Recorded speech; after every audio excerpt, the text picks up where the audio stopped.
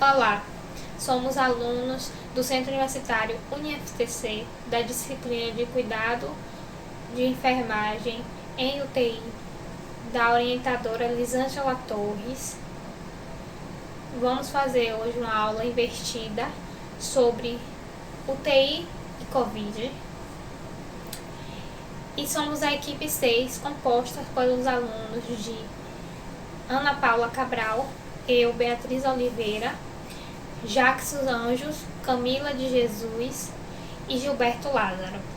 Bom, desde que a pandemia de Covid-19 avançou pelo Brasil, as unidades de terapia intensiva ganharam as notícias. Mas você sabe o que é uma UTI? Esse tipo de instalação hospitalar é importantíssimo para o tratamento de doenças muito graves, que colocam em risco a vida das pessoas. Na forma grave da doença causada pelo coronavírus, a síndrome respiratória aguda grave, elas são essenciais para os pacientes que precisam de respiradores. Essas pessoas precisam de uma atenção muito próxima da equipe de saúde, visto que a respiração é auxiliada pelo aparelho mecânico. Antes de falarmos sobre o funcionamento de uma UTI, precisamos entender o significado dessa sigla e os requisitos para a existência dessa unidade hospitalar. Segundo a Resolução 2271/2020 do CFM, que é o Conselho Federal de Medicina, diz que as unidades de terapia intensiva são locais dentro do hospital com um sistema organizado para oferecer um suporte vital de alta complexidade com diversas modalidades de monitorização das funções corporais e essenciais para a vida. Esse suporte orgânico avançado, a fim de manter a vida do paciente em condições clínicas de gravidade extrema e de risco de morte por insuficiência orgânica. Dentro de uma UTI, os níveis de atenção que o paciente necessita são divididas. Tipo 2 e tipo 3. A tipo 2 atendem a pacientes que necessitam de nível de atenção alto. A tipo 3 atendem pacientes que necessitam de nível de atenção muito alto. As UTIs devem apresentar leitos com equipamentos médicos capazes de cuidar desses dois níveis de complexidade. Tá, mas aí vocês pensam, e aí, como é que eu vou saber quais são os requisitos de uma abertura de uma UTI? Então, a Agência Nacional de Vigilância Sanitária, ela estabelece vários critérios para que seja feito critérios de leitos classificados dentro de uma unidade de terapia intensiva. De forma geral, eles precisam apresentar equipamentos, medicamentos, profissionais e espaços especializados para tratar casos mais graves de um hospital. Mas você sabia que existem vários tipos de leitos de UTI? Bom, elas são subdivididas em UTI de terapia intensiva, que é adulto, é a unidade de terapia intensiva especializado, a unidade de terapia intensiva neonatal, a unidade de terapia intensiva pediátrica e pediátrica mista. A unidade de terapia intensiva adulto é classificada por pacientes acima de 18 anos. O hospital pode usá-los para jovens de 15 a 17 anos, desde que defina normas para regular essa situação. Já na especializada, ela é focada na assistência de doenças específicas ou especialidades médicas como neurologia e cirurgia. Bom, a unidade de terapia intensiva neonatal, ela é destinada para o cuidado de pacientes entre 0 a 28 dias. A pediátrica é voltada para assistência a pacientes com idade de 29 dias a 14 ou 18 anos. E a pediátrica mista destina-se para pacientes de 0 dias a 18 anos de idade de um mesmo ambiente. A Agência Nacional de Vigilância Sanitária se estabelece requisitos rígidos para cada um deles na RDC número 7/2010. Com a emergência em saúde da pandemia, a portaria de número 568 do Ministério de Saúde autorizou que parte dos leitos de UTI fossem destinados exclusivamente à Covid-19. Além disso, os estados podem habilitar especialmente novos leitos de UTI adulto para responder ao avanço da doença. Aí vocês pensam também, tá, conseguimos compreender essas classificações e tudo mais, mas como a gente vai saber quando uma pessoa com Covid-19 necessita necessariamente ir para a unidade de terapia intensiva? Pronto, tá resolvido.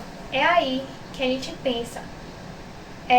Sabemos que a UTI tem requisitos básicos para o funcionamento. Precisamos entender quando um paciente deve ser encaminhado a essa unidade. E o Ministério da Saúde dá as orientações sobre o manejo clínico e explica os critérios técnicos para essa decisão, que mais para frente os colegas vão estar explicando de forma ampla quais são esses manejos clínicos defendidos e que são empregados de forma imprescindível na unidade de terapia intensiva. A linguagem desse manual é um pouco complicada. De forma geral, você precisa entender que a internação de uma pessoa na UTI por síndrome respiratória aguda grave é feita quando há sinais de que o pulmão do paciente não está sendo capaz de oxigenar o sangue e dos órgãos de forma compatível com a vida em curto prazo. Como discorremos aqui na nossa discussão, para o funcionamento de uma UTI, existem alguns requisitos básicos e a necessidade de um equipamento para monitorização do paciente e suporte de vida. Alguns desafios têm sido observados na abertura desses novos leitos de UTI, tais como a compra de respiradores, que a contratação de profissionais de saúde e também vale ressaltar o espaço físico adequado para a instalação dessas unidades. A unidade de terapia intensiva tem sido uma ferramenta de suma importância na recuperação dos pacientes por Covid-19, sabendo que ainda existe uma população de risco com maior propensão à necessidade de suporte ventilatório e se faz necessária também a ampliação dos leitos já existentes, visando a manutenção dessas vidas. Agora vamos estar falando sobre os impactos que a Covid-19 desencadeou na unidade de terapia intensiva. Diante da ameaça do novo coronavírus, vivemos um momento em que a demanda uma resposta coordenada das instituições de saúde pública e privada, nunca vista nessas proporções e em escala mundial. É um caráter pandêmico que ficou para a história e trouxe, sim, diversos impactos, que eu vou estar citando ao longo da nossa discussão. Para garantir o atendimento de um grande número de pacientes, é necessário criar fluxos específicos, mobilizar a força de trabalho qualificada, disponibilizar insumos como máscaras e ventiladores mecânicos e até mesmo construir hospitais de campanha e ampliar os leitos em unidade de terapia intensiva. O Sistema Único de Saúde, o SUS, é o sistema de saúde mais robusto do mundo. Até o início de março de 2020, de acordo com a Organização Mundial de Saúde, havia em média 2.000 leitos de unidade de terapia intensiva a cada 100 mil habitantes, o que coloca à frente de países que já estão encarando a pandemia de maneira dramática, como a Itália. Porém, no entanto, todavia, ainda é um desafio prever seu impacto aqui. Se hoje vemos a maioria dos casos graves serem atendidos no ambiente privado, em breve o SUS também sentirá essa demanda. Sentirá como já sentiu, né? Porque ao longo do caminho a gente já diminuiu de forma exorbitante se a gente for comparar com o início da pandemia. E dessa forma, o público e o privado se uniu e se une ainda no enfrentamento. E nesse momento crítico que a gente passou e ainda passa, o papel da nossa e outras instituições privadas é manter a sinergia com o SUS. Entre outras frentes, estamos ampliando o uso de telemedicina para apoiar o cuidado à distância. Foi algo que eu pesquisei bastante e vi sobre isso. O risco apoiando a tomada de decisão no combate à pandemia, então foi de extrema importância. Já mostramos também que é apto a dar suporte às UPAs, com o uso da telemedicina, telesaúde, bem como a UTI, que é um serviço de tele-UTI. Uma das principais lições que levaremos a necessidade de debater o investimento em gestão de saúde como uma pauta central, porque é de extrema importância, já que enfrentamos esse caráter tão impactante, né? E teremos um novo sistema de saúde pós-Covid, né? Que atualmente está sendo um grande desafio. E também demandará, acredito, mudanças estruturais no investimento em pesquisa, eu acredito, né? Como pesquisa, tecnologia, qualificação e oferta de serviços de saúde. Isso significa que os poderes constitucionais deverão se comprometer com orçamento mais robusto para a saúde pública, com a capacidade do sistema se reorganizar para garantir distribuição de recursos exatamente como deve ser.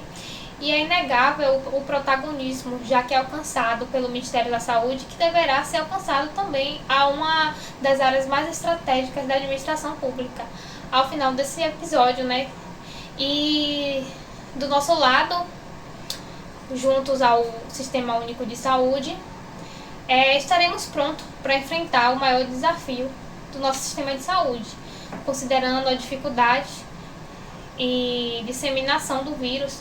As medidas de restrição adotadas pela Itália, se for comparada com o Brasil, parecem mais focadas com a diluição do pico da epidemia, né? Bom, os primeiros resultados dessas medidas seriam, para ganhar tempo para a UTI, varia entre 120 mil a 180 mil. A baixa disponibilidade no mercado de equipamentos médicos, como respiradores, e a devida à alta demanda global. Como alternativa emergencial para reduzir custos e ganhar rapidez, alguns países estão montando hospitais exclusivos para tratamento de pacientes com infecção respiratória por Covid-19. Como, por exemplo, aqui, alguns países, o Brasil também fez isso, alguns estados, como a Bahia, também fez esse tipo de trabalho, e contratando requisitos, leitos no setor privado. É essencial identificar as regiões mais vulneráveis, otimizar o uso de serviços existentes e dimensionar os recursos que serão necessários para fortalecer a capacidade de resposta do sistema de saúde em âmbito regional e local.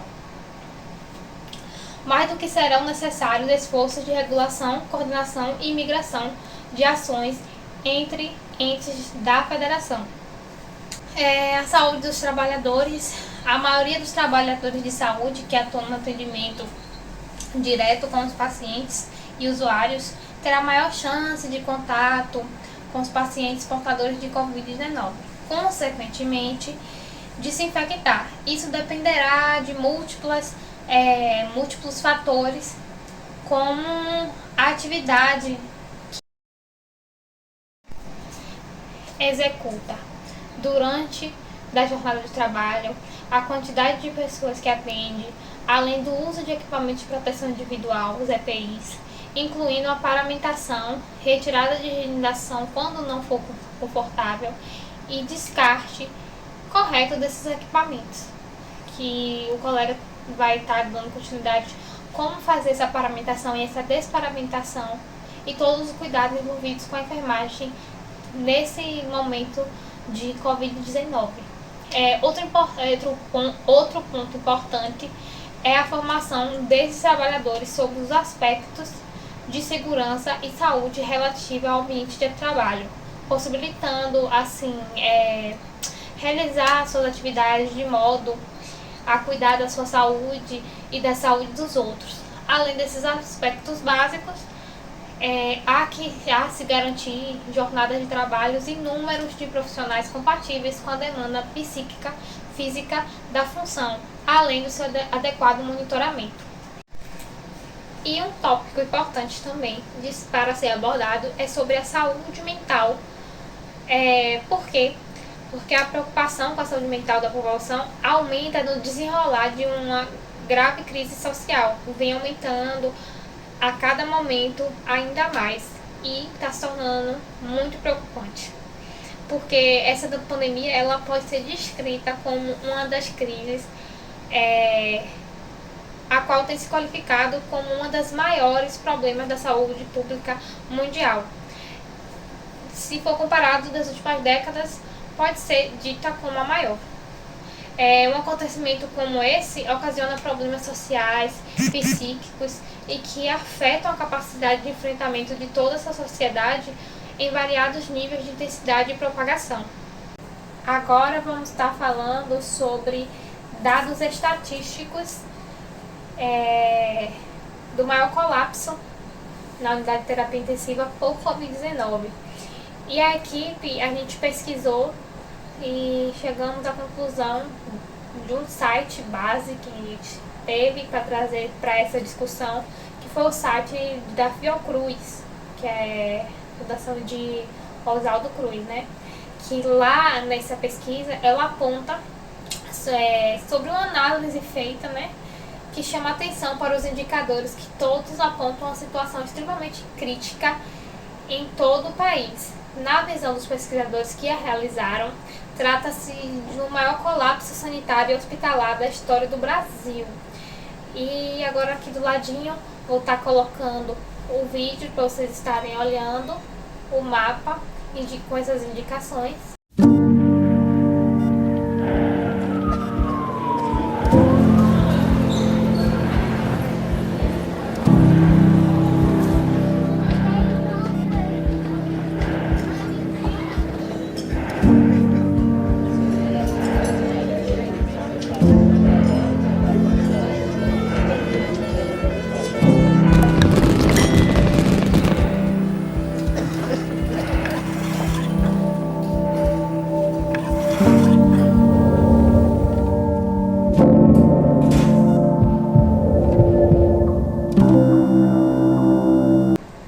O boletim mostra que no momento 27 unidades federativas, 24 estados e o Distrito Federal estão com a taxa de ocupação de leitos de UTI de Covid-19 para adultos no Sistema Único de Saúde, o SUS, iguais ou superiores a 80%, sendo que 15 com essas taxas iguais ou superiores a 90% em relação às capitais, 25 das 27 estão com as taxas iguais ou superiores a 80%, sendo 19 delas superiores a 90%.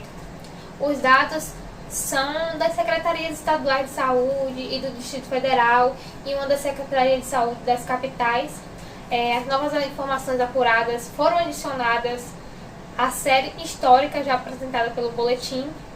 O mapeamento traz dados obtidos desde 17 de julho de 2020. E aqui a taxa de ocupação de leitos de UTI de Covid-19 para adultos, e eles estão divididos em críticos, alertas e médio, por cores, e aí vocês podem estar visualizando. A fim de evitar que o número de casos e mortes se alastrem ainda mais pelo país, né? Assim como diminuir as taxas de ocupação de leitos, os pesquisadores defendem a adoção rigorosa nas medidas de restrições e as atividades não essenciais. Eles enfatizam também a necessidade de ampliação das medidas de distanciamento físico e social, o uso de máscara em larga escala e aceleração da vacinação. E aqui também podemos ver de forma ampla em 2020 por mês sobre essa ocupação desses leitos na unidade de terapia intensiva. Podemos perceber que o município de Araraquara, em São Paulo, é apresentado no boletim, na foto como vocês estão vendo, que é um dos casos de exemplo atual de medida de restrição de atividades não essenciais, evitam o colapso ou prolongamento da situação crítica nos serviços de sistema de saúde. Conforme as medidas adotadas pelo município, Araraquara conseguiu reduzir a transmissão de casos e óbitos, protegendo a vida da saúde da população. E aí vocês conseguem estar visualizando aqui no mapa.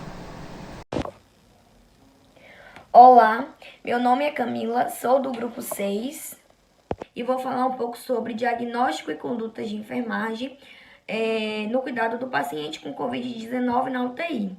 A enfermagem nos cuidados à população com Covid-19, ela se insere em diferentes frentes, como, por exemplo, aquele enfermeiro gestor, que está ali responsável pela elaboração de planos de ação, como, por exemplo, expansão de espaço físico, estruturação de unidades, contratação de profissionais qualificados, e temos também aquele enfermeiro intensivista, que ele está ali planejando cuidados voltados à ventilação mecânica para pacientes intubados, implementação de planos de cuidado como mudança de decúbito, prevenção de lesão por pressão, cuidados hemodinâmicos e etc.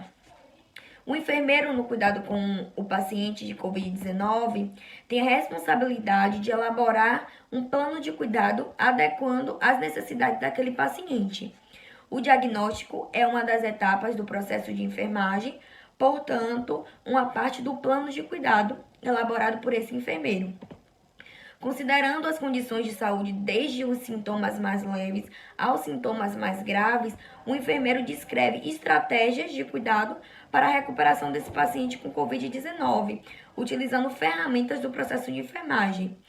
A principal ferramenta de trabalho do enfermeiro na sistematização da assistência de enfermagem, conhecido como SAI, é o processo de enfermagem, formado por 5 etapas: histórico, diagnóstico, planejamento, implementação e avaliação de enfermagem. O planejamento de cuidados ao paciente é moldado e direcionado por domínios como estado respiratório desse paciente, ventilação, troca gasosa, integridade de pele, como eu citei, a lesão por pressão, que esse enfermeiro está ali responsável pela prevenção, porque a gente entende que quando esse paciente ele fica acamado, ele pode vir a ter essa lesão por pressão. Quais metas traçar para dar início à implementação, como proteção contra infecções, realizar manutenção de isolamento de contato e aerossóis, notificação, monitoramento hemodinâmico do paciente, avaliação do quadro, evolução diária.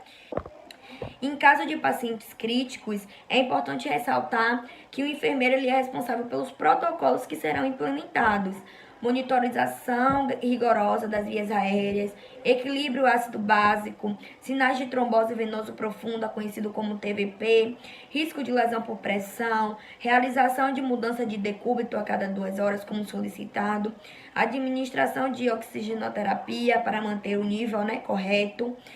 Então, para pacientes com ventilação mecânica, exige-se o uso de circuito de ventilação separado, verificando regularmente a prontidão para o desmame. Os estudos destacam também a necessidade de haver uma gestão e um planejamento de enfermagem elaborado pelo enfermeiro e pela sua equipe, para fundamentar cuidados básicos e avançados no UTI, uma unidade de terapia intensiva, de forma sistematizada e única, onde os enfermeiros possam cuidar dos pacientes sem tanta exposição ao coronavírus e, consequentemente, não acontecer a contaminação cruzada. Agora eu vou falar um pouco sobre o manejo desse paciente com Covid na UTI. Para distinguir se esse paciente precisa de uma internação ou não, depende do tipo de caso. Existem os leves, que os pacientes conseguem fazer o tratamento em casa, como, por exemplo, com consultas online. Existem os casos moderados, onde esses pacientes precisam permanecer na unidade de saúde para que seja feito o monitoramento, mas ainda assim não preenche os critérios para ser internado, né, em uma UTI. E, por fim, os casos graves, que são aqueles que precisam da internação na unidade de terapia intensiva. A internação de uma pessoa na UTI por síndrome respiratória grave, aguda grave, que é o sintoma, né, causado pelo coronavírus, nos casos graves, é feita quando há sinais de que o pulmão desse paciente não está sendo capaz de oxigenar o sangue e os órgãos de forma compatível com a vida em curto prazo. As unidades de terapia intensiva têm sido uma ferramenta de suma importância na recuperação desses pacientes com Covid-19. Sabendo que existe uma população de risco com maior propensão à necessidade de suporte ventilatório, se fez a necessidade, a ampliação dos leitos já existentes, visando a manutenção dessas vidas. Indicação da admissão de paciente na UTI. Exemplo, é necessário apresentar pelo menos um desses critérios que eu vou citar. Insuficiência respiratória aguda, com a necessidade de ventilação mecânica invasiva e não invasiva, pacientes com estabilidade hemodinâmica ou choque, definidos como hipotensão arterial e etc. Então, a gente vê, né, que de suma importância um enfermeiro no trajeto desse paciente com Covid na unidade de terapia intensiva. Olá, turma. Meu nome é Jackson, faço parte da equipe 6 e aqui especificamente falaremos dos cuidados de enfermagem do paciente na unidade de terapia intensiva e onde iremos abordar especificamente equipamentos de proteção individual, paramentação e desparamentação. Nesse momento, eu trago aqui representado por um boneco, certo? A condição de um paciente com condições respiratórias, que é a característica do Covid, o problema respiratório. A gente tem aqui um paciente, certamente o paciente, né, necessitará de uma intubação orotraqueal ou, né, de aqui um posicionamento, né, de um catéter, né, de alto fluxo, aqui representado por um catéter simples.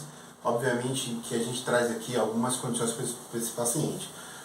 Esse paciente com esse tipo de acessório para ventilação, é importante nos cuidados de enfermagem, durante a mobilidade, a movimentação desse paciente, se atentar para não ocorrer, nesse momento aqui, ó, de repente, a saída de uma das narinas.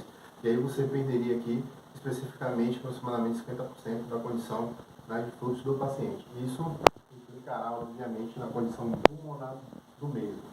Então a gente chama atenção para esses cuidados de manejo do paciente, elevação de cabeceira, movimentação. Também a gente se atenta para as condições de pele do paciente, então a equipe de enfermagem tem que estar atenta a essas condições. Nesse momento agora, onde a gente aborda a questão, né, de ventilação, seja ela não invasiva ou uma ventilação invasiva, a condição da ventilação mecânica, aí a gente traz para as condições dos equipamentos de proteção individual. Extremamente importante para as equipes de enfermagem ou fisioterapeutas, médicos, todos aqueles que atuam dentro da unidade de terapia intensiva, mas aqui iremos especificar ou enfermeiro ou técnico de enfermagem, a equipe de enfermagem. Então aqui a gente tem representado por um boneco, proteção facial completa, onde a gente tem aqui um óculos, né, básico de proteção individual, esse equipamento. A gente tem aqui também uma máscara descartável tipo PFF2, também pode ser utilizada a N95 muito, né, inclusive utilizada nos serviços de saúde. Então a gente tem esses dois tipos de máscaras especificamente descartáveis.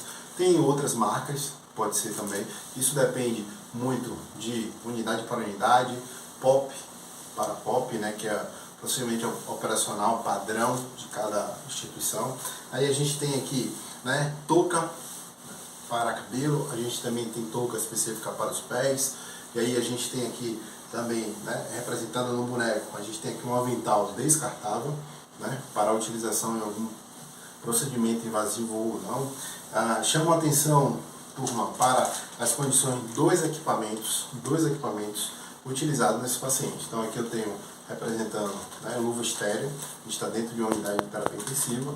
Aqui eu tenho eletrodos descartáveis, né, devidamente fechados. Com isso a gente evita a condição de infecção cruzada desses pacientes dentro da unidade.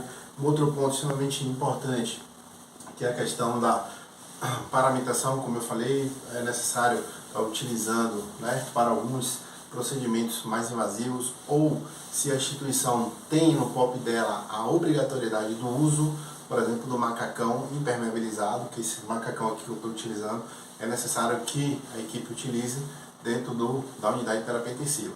Então eu vou fazer aqui uma representação, né, de uma paramentação. Especificamente, nesse momento, o profissional de enfermagem estaria de máscara, né? Vamos simular aqui que é uma N95, por exemplo, né? Faria a paramentação do óculos. Importante entender que essa paramentação ela é feita antes do contato do paciente, certo? Então, após colocação desses equipamentos de proteção individual, eu faço a colocação do capuz.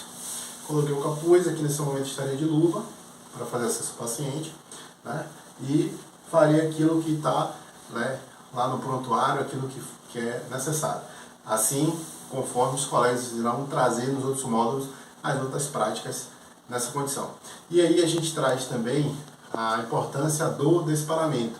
Então, essa desparamentação ela deve ser feita numa área adequada. Simplesmente não podemos chegar aqui diante do paciente ou logo na saída desparamentar, até porque a gente precisa pensar também nas outras pessoas, nos colegas que não estão de contato de repente direto com o paciente, e a gente leva essa contaminação. Então, devemos ir para uma área específica de desparamentação, onde a gente iniciaria, obviamente, nesse momento a gente estaremos com duas luvas, uma sobre a outra, tiraremos a primeira luva, segunda luva, descartaremos no lugar adequado, conforme o POP, né, orienta a gente, aquilo que eu falei, procedimento, operação padrão da unidade. Então, após tirar essa luva possivelmente contaminada, eu faço a retirada do capuz, certo? Faço a retirada do óculos, né? E se necessário for, faço a retirada da máscara, repondo outra e no final retiro todo o macacão impermeabilizado, descartando também de forma adequada e nesse momento retiro a luva e também faço o descarte. Obrigado. Bom, ainda falando sobre os cuidados de enfermagem na UTI, dando continuidade ao que o colega falou há pouco dos paramentação e desparamentação, é importante ressaltar também que o paciente na UTI Covid é um paciente com problemas respiratórios, ou seja, ele vai utilizar de oxigênio ou mesmo de intubação orotraqueal, até mesmo de ventilação não invasiva. O paciente que vai utilizar de oxigênio precisa utilizar umidificado, jamais ele vai utilizar um seco, porque deve prestar uma atenção ao umidificador, a equipe de enfermagem, né? Porque sempre tem que relacionar a quantidade que o paciente está recebendo de oxigênio com a gasometria arterial. O enfermeiro também tem essa competência de estar fazendo esse tipo de trabalho. O catéter de alto fluxo é um cuidado também que a enfermagem deve ter um olhar, porque ele é diferente, ele faz um alto fluxo diferente até do ventilador mecânico e precisamos ter cuidado com ele na UTI, como as pontas da cânula, que deve ocupar 50% da área transversal de cada narina, para que não haja obstrução ao fluxo. Os gases devem ser aquecidos e umidificados para não ter ressecamentos da mucosa.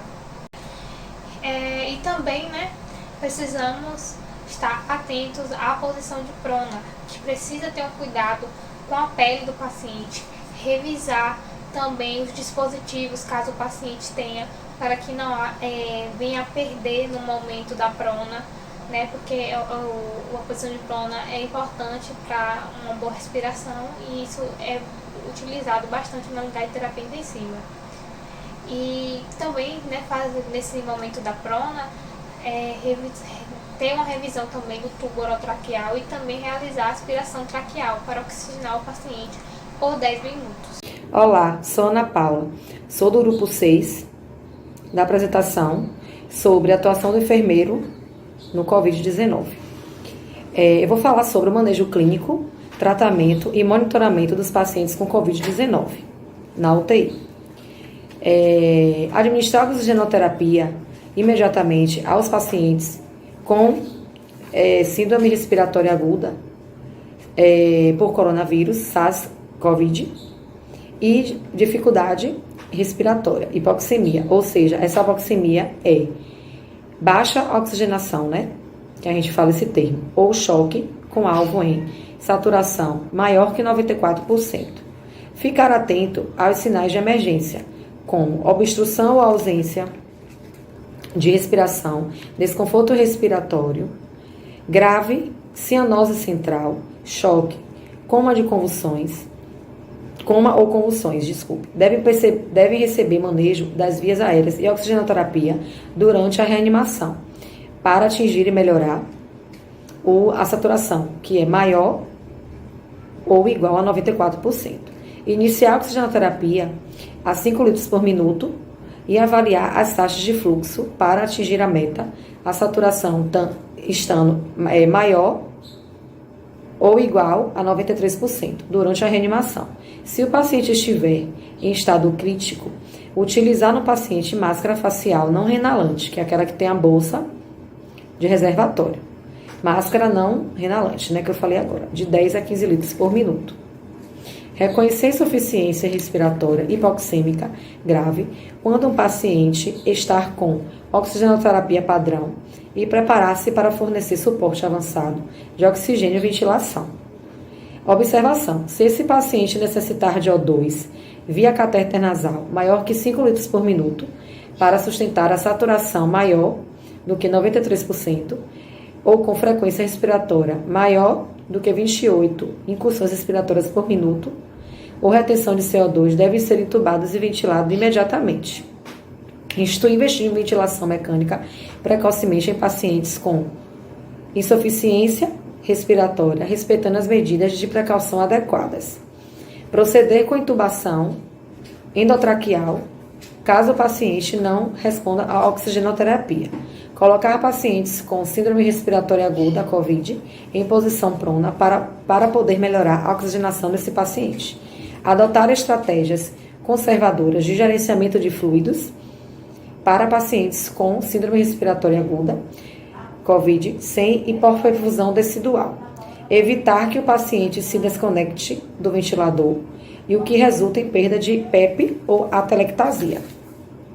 Tratamento conservador de fluidos nos pacientes com síndrome respiratória aguda, COVID. Quando não houver evidência de choque, devem ser tratados cautelosamente com fluidos intravenosos. Administrar antibicoterapia dentro de 1 hora da avaliação inicial dos pacientes. Com sepse, coletar culturas dentro de 1 hora antes de iniciar o antibiótico, com base no resultado microbiológico ou julgamento clínico. Não administrar rotineiramente corticosteroides sistêmicos para tratamento de pneumonia viral ou a síndrome respiratória aguda COVID. Monitorar de perto os pacientes com síndrome respiratória aguda COVID quanto aos sinais de complicações clínicas como insuficiência respiratória e sepse de progressão rápida e aplicar intervenções de suporte imediatamente.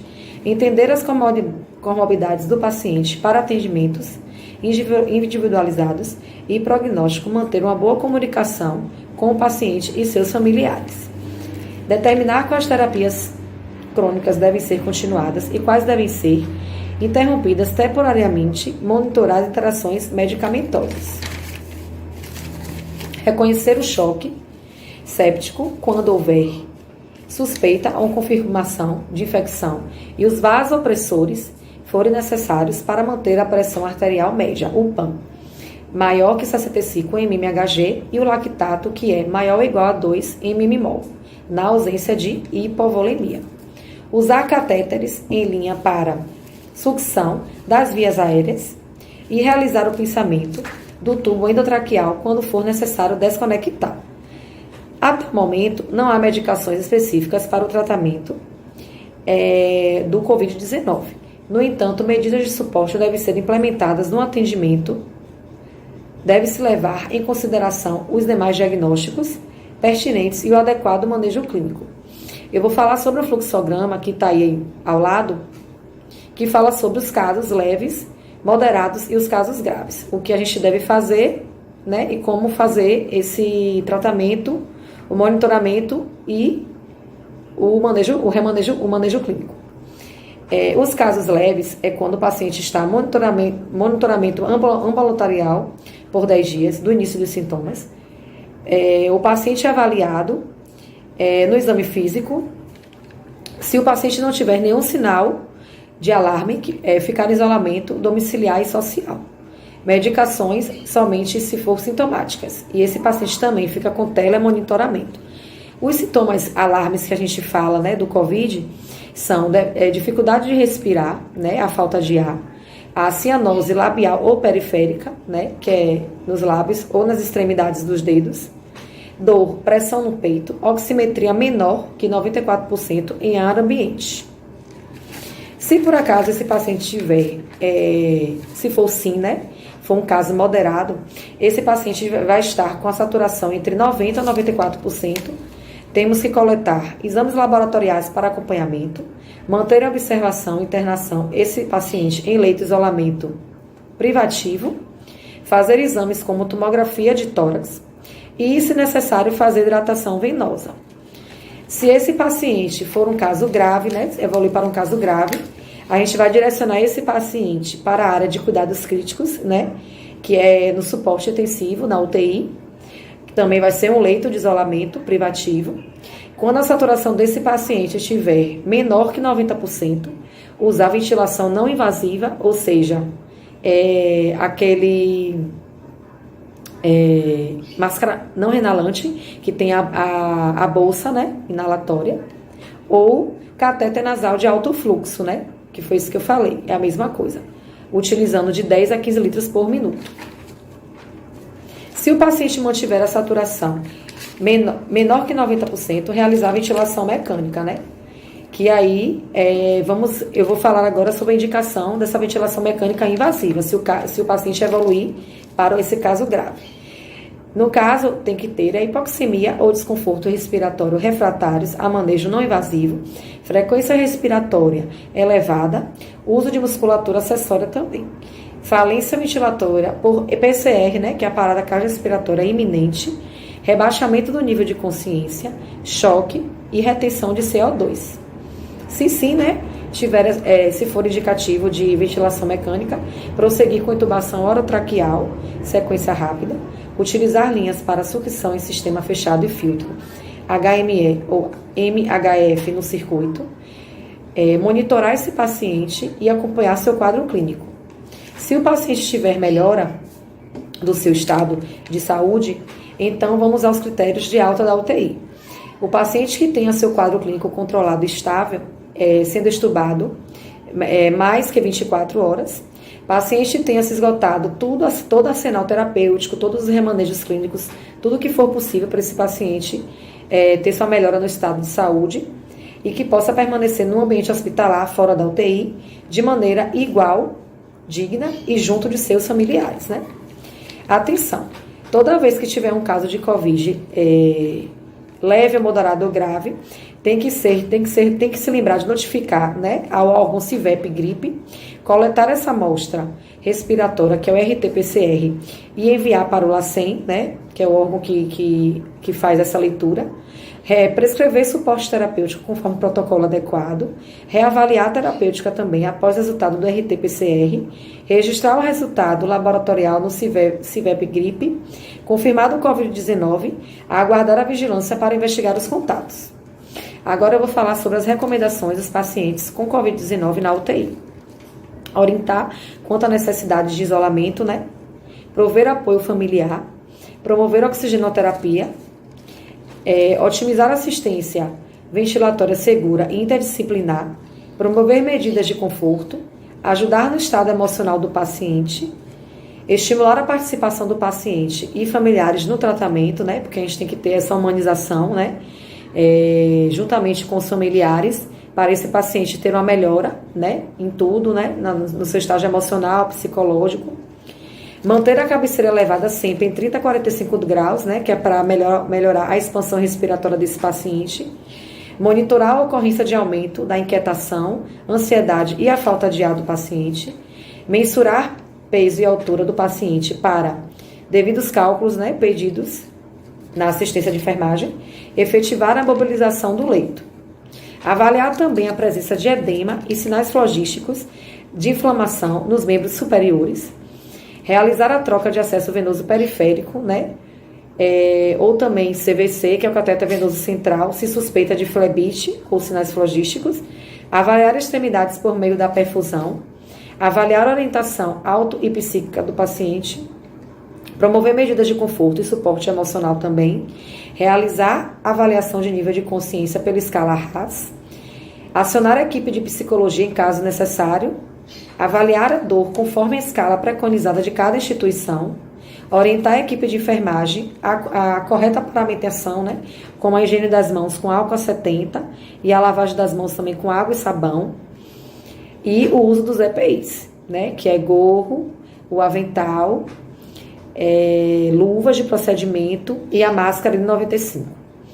Estimular o paciente ao autocuidado e higiene corporal. Essas foram algumas recomendações, que são várias. Eu coloquei as principais e pertinentes a os pacientes que estão internados em UTI na COVID, com Covid-19. Muito obrigada. Meu nome é Gilberto Lázaro, faço parte do grupo 6. O tema da nossa equipe é atuação do enfermeiro na UTI COVID. Eu irei falar um pouco sobre o processo de humanização e a forma na qual foi importante ter essa humanização com o paciente COVID e a reabilitação desse paciente após a saída dele da UTI para o seu convívio no dia a dia. Se for necessário um trabalho em equipe, no qual todos foi necessário buscar um conhecimento maior para lidar com a situação do cenário do Covid, uma capacidade intelectual e emocional para buscar de forma efetiva, de forma humana, uma assistência com os pacientes Covid-19. Na UTI, no momento do internamento com os pacientes, ocorreu diversas mudanças. Plantões no qual ninguém nunca tinha visto antes, mas foi-se necessário um desenvolvimento além do qual já se existia na assistência.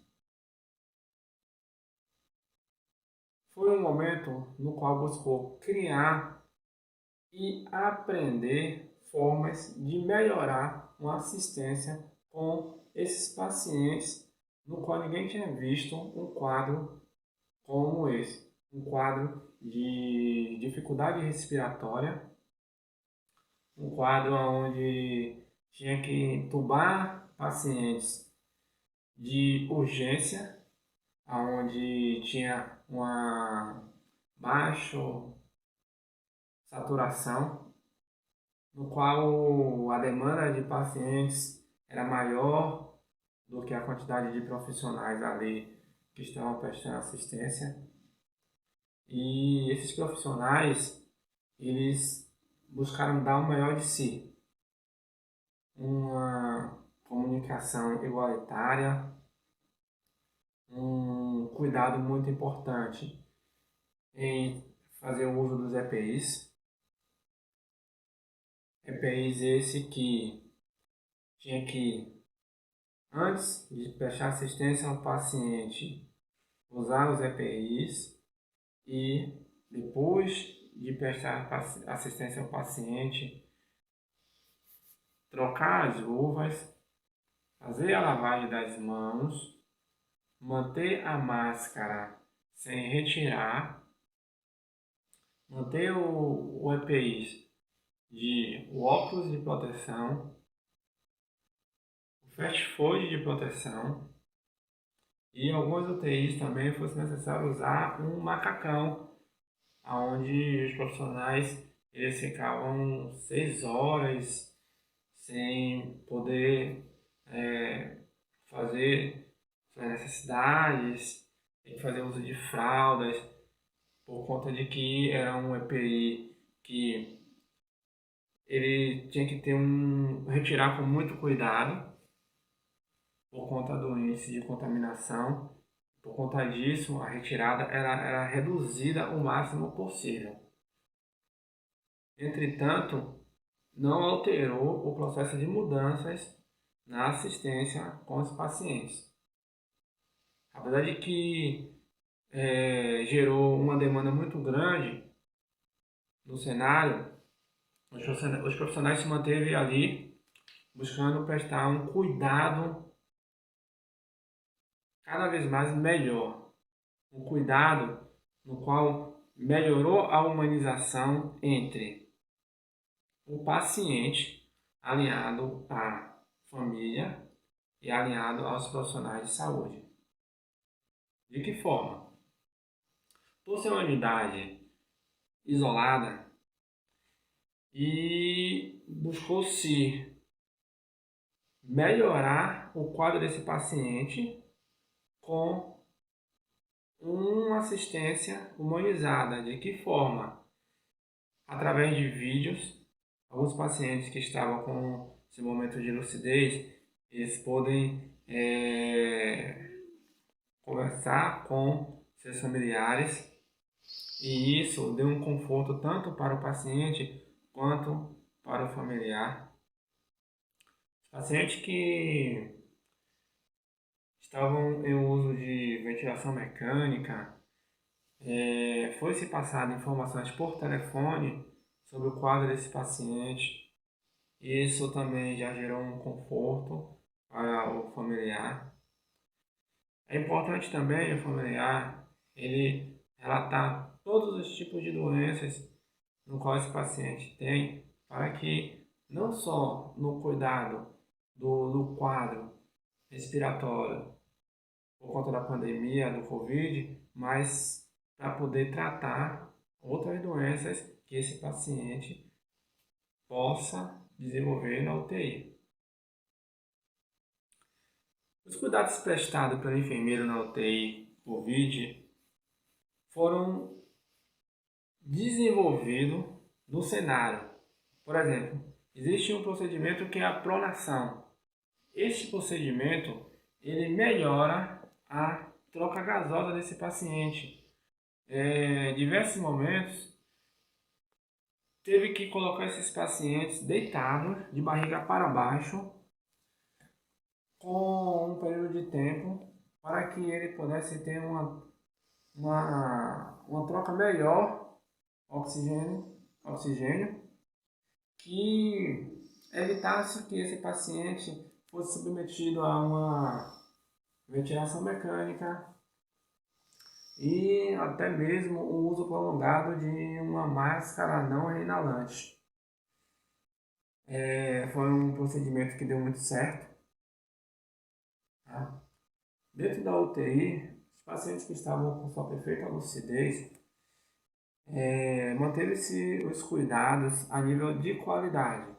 Mesmo sendo tudo novo para esses profissionais que estavam ali com medo de se contaminar, com medo de levar contaminação para suas famílias, com medo de não saber como ia ser se adquirisse a doença, mas muitos deles mantiveram ali com força, com garra, com determinação, prestando um cuidado de excelência na higienização desse paciente, na administração de medicação desses pacientes, no conforto de oxigênio para esses pacientes, na observação dos sinais vitais desses pacientes, tanto quando teve uma baixa de saturação, quanto já teve uma melhora na saturação para ocorrer o desmame desse paciente, ao ponto que chegasse ao uso de um cateter de O2 e esse paciente ele ter uma alta para a enfermaria,